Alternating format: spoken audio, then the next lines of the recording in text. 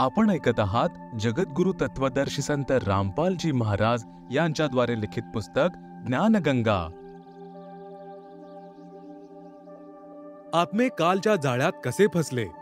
विशेष, जेव्हा ब्रह्म म्हणजे ज्योतिनिरंजन तप करत होता, तेव्हा आपण सर्व आत्मे जे आज ज्योतिनिरंजनच्या 21 ब्रह्मांडांमध्ये राहत आहोत, याच्या साधनेवर आसक्त झालो आणि हृदयापासून त्याला पसंत करू लागलो। आपले सुखदायी प्रभू सत्यपुरुष यांच्यापासून विमुख झालो। याच कारणामुळे पतिव्रता पदापासून दूर झालो। पूर्ण प्रभूंनी वारंवार सावध करूनही आपली आसक्ती क्षरपुरुषावरून हटली नाही। हाच प्रभाव आजही कालसृष्टीमध्ये विद्यमान आहे। जसे तरुण मुले चित्रपट तारे म्हणजे चित्रपट अभिनेते व अभिनेत्री यांच्या नकली अभिनयावर किंवा रोजगाराच्या दृष्टीने करत असलेल्या भूमिकेवर खूप आसक्त होतात, थांबवून सुद्धा थांबत नाहीत। एखादा अभिनेता किंवा अभिनेत्री जवळच्या एखाद्या शहरामध्ये आले तर पाहत्या नादान मुलांची गर्दी फक्त बघण्यासाठी मोठ्या संख्येने एकत्र होतात। काही घेणे देणे नसते। रोजीरोटी अभिनेता कमावतो, तरुण मुले लुटली जात आहेत। आई वडिलांनी कितीही समजावले तरी मुले ऐकत नाही। कुठे ना कुठे कधी ना कधी लपून छपून जातच राहतात। पूर्णब्रह्म कबीर देवांनी म्हणजे कबीर प्रभू क्षर पुरुषाला विचारले की बोल, तुला काय हवं आहे? तो म्हणाला की पितामह, हे स्थान माझ्यासाठी कमी पडत आहे, कृपया मला वेगळे द्वीप देण्याची कृपा करावी। हक्का कबीर यांनी म्हणजे सत कबीर त्याला 21 ब्रह्मांडे प्रदान केली। काही कालावधीनंतर ज्योतिनिरंजनने विचार केला की यात काही रचना केली पाहिजे। रिकामे ब्रह्मांड म्हणजे प्लॉट काय कामाचे, असा विचार करीत 70 युग तप करून पूर्ण परमात्मा कबीर देव म्हणजे कबीर प्रभू यांच्याकडे रचना सामग्रीची याचना केली। सत्पुरुष यांनी त्याला 3 गुण आणि 5 तत्व दिले, ज्याच्या सहाय्याने ब्रह्मने म्हणजे ज्योतिनिरंजन आपल्या ब्रह्मांडांमध्ये काही रचना केली। नंतर विचार केला की यात जीवही हवेत, एकट्याचे मन रमत नाही, असा विचार करून पुन्हा 64 युगे तप केले। पूर्ण परमात्मा कबीर देव यांनी विचारल्यावर सांगितले की मला काही आत्मे द्या, माझ्या एकट्याचे मन लागत नाही। तेव्हा सत्पुरुष कबीरजी म्हणजे कबीर परमेश्वर म्हणाले की हे ब्रह्म, तुझ्या तपाचे फळ म्हणून मी तुला आणखी ब्रह्मांडे देऊ शकतो, परंतु कोणत्याही जप तप साधनेचे फळ स्वरूप म्हणून माझे आत्मे देऊ शकत नाही। हो, पण जर कोणी स्वेच्छेने तुझ्या सोबत जाऊ इच्छित असेल तर तो जाऊ शकतो। समर्थक कबीर म्हणजे समर्थक कबीर यांचे शब्द ऐकून ज्योतिनिरंजन आपल्या जवळ आला। आपण सर्व हंस आत्मे पहिल्यापासूनच त्याच्यावर आसक्त होतो। आपण त्याला चारही बाजूंनी घेरून उभे राहिलो। ज्योतिनिरंजन म्हणाला की मी पितामहांकडून वेगळी 21 ब्रह्मांडे प्राप्त केलेली आहेत। तेथे नाना प्रकारची रमणीय स्थळे निर्माण केली आहेत। काय तुम्ही माझ्याबरोबर येणार आहात?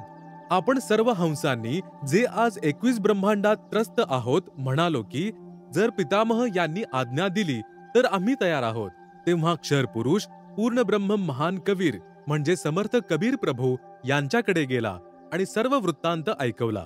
तेव्हा कबीर अग्नी म्हणजे कबीर परमेश्वर म्हणाले की माझ्या समक्ष स्वीकृती देणाऱ्यांना आज्ञा देईन।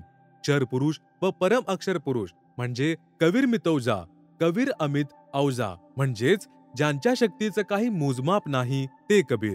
दोघेही आम्हा सर्व हंस आत्म्यांच्या जवळ आले। सत कबीरदेव म्हणाले की जे हंस आत्मे ब्रह्मसोबत जाऊ इच्छितात त्यांनी हात वर करून स्वीकृती द्या। आपल्या पित्यासमोर कोणाचीही हिंमत झाली नाही, कोणीही स्वीकृती दिली नाही। बराच वेळ एकदम शांतता पसरली। त्यानंतर एक हंसात्म्याने धाडस केले व म्हणाला की पितामहजी, मी जाऊ इच्छितो। मग तर त्याचे पाहून एक एक करत आपण सर्व आत्म्यांनी जे आज काल ब्रह्म याच्या ब्रह्मांडांमध्ये फसलेले आहोत स्वीकृती दिली। परमेश्वर कबीरजी ज्योतिनिरंजनाला म्हणाले की तू तुझ्या स्थानी जा, ज्यांनी तुझ्याबरोबर येण्याची स्वीकृती दिली आहे मी त्या सर्व हंस आत्म्यांना तुझ्याकडे पाठवून देईन। ज्योतिनिरंजन आपल्या 21 ब्रह्मांडात निघून गेला। तोपर्यंत ही 21 ब्रह्मांडे सतलोकामध्येच होती। त्यानंतर पूर्ण ब्रह्मने सर्वप्रथम स्वीकृती देणाऱ्या हंसाला मुलीचे रूप दिले, परंतु स्त्री इंद्रियाची रचना केली नाही। सर्व आत्म्यांना म्हणजे ज्यांनी ज्योतिनिरंजन ब्रह्म बरोबर जाण्यास सहमती दिली होती त्या मुलीच्या शरीरात प्रवेश करवला। तिचेच नाव आष्ट्रा म्हणजे आदिमाया, प्रकृती देवी, दुर्गा पडले। सत्यपुरुष तिला म्हणाले की पुत्री, मी तुला शब्दशक्ती प्रदान केली आहे। ब्रह्म जितके जीव मागेल तू उत्पन्न करत जा। पूर्ण ब्रह्म कबीर देवांनी म्हणजे कबीर साहेब आपला पुत्र सहजदास याच्यासोबत प्रकृतीला क्षर पुरुषाकडे पाठवले. सहजदास यांनी ज्योतिनिरंजनला सांगितले की वडिलांनी या बहिणीच्या शरीरात त्या सर्व आत्म्यांचा प्रवेश करविला आहे ज्यांनी तुझ्याबरोबर येण्याची सहमती दिली होती. तसेच हिला वडिलांनी शब्दशक्ती दिली आहे की तुम्हाला जितके जीव हवे आहेत तितके प्रकृती आपल्या शब्दाने उत्पन्न करून देईल. हे सांगून सहजदास परत आपल्या द्वीपामध्ये आला. तरुण असल्या कारणाने मुलीचे रंगरूप खुलून आले होते. ब्रह्ममध्ये विषय वासना उत्पन्न झाली आणि प्रकृती देवी बरोबर अभद्र वर्तणूक सुरू केली. तेव्हा दुर्गा म्हणाली की ज्योतिनिरंजन, माझ्याकडे वडिलांनी प्रदान केलेली शब्दशक्ती आहे.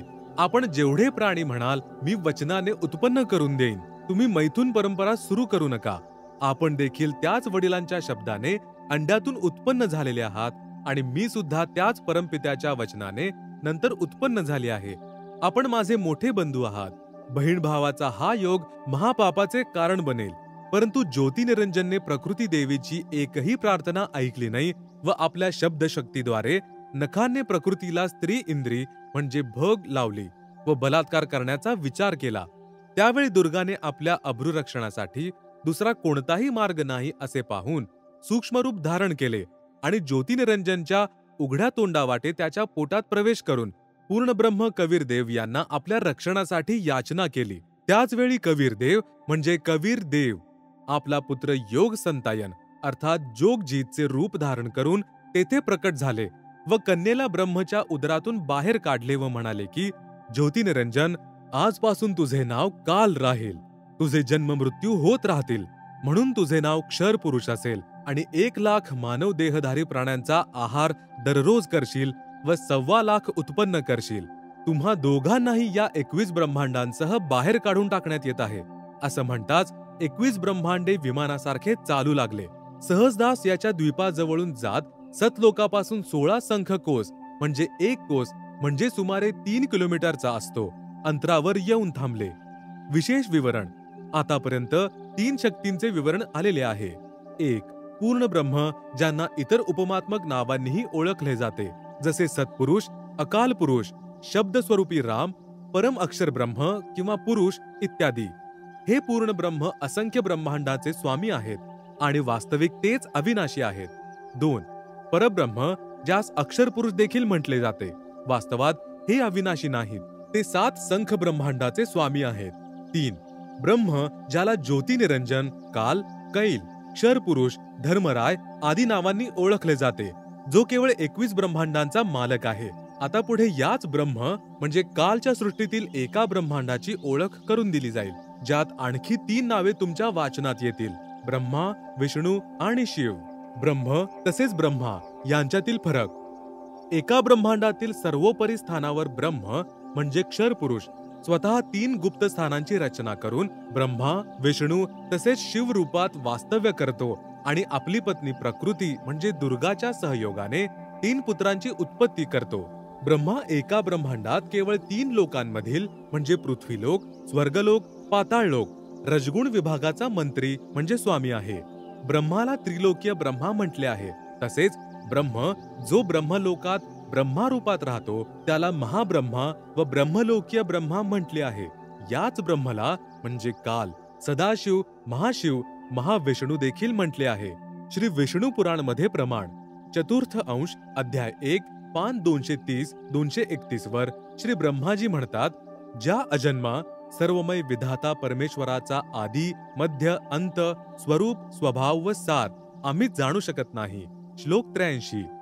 जो माझे रूप धारण करून संसाराची रचना करतो, स्थितीसमयी जो पुरुष रूप आहे आणि जो रुद्र रूपामध्ये संपूर्ण विश्व गिळंकृत करतो, अनंत रूपाने संपूर्ण जगताला धारण करतो.